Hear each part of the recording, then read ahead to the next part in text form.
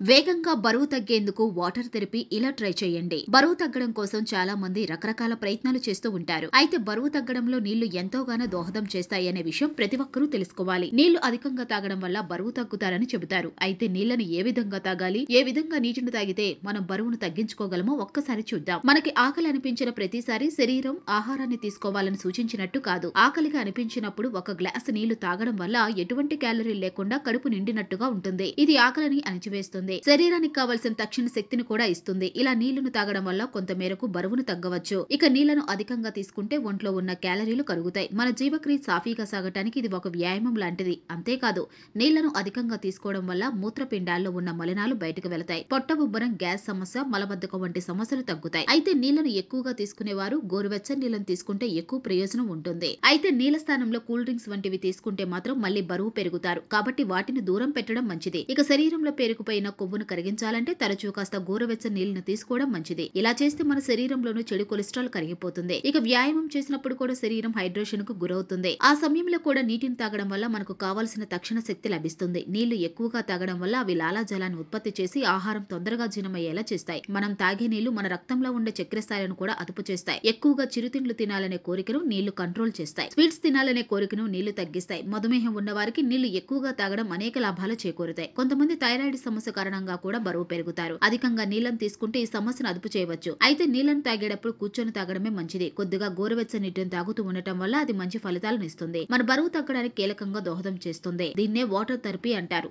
మీరు ఇలా ట్రై చేసి బరువు తగ్గవచ్చు.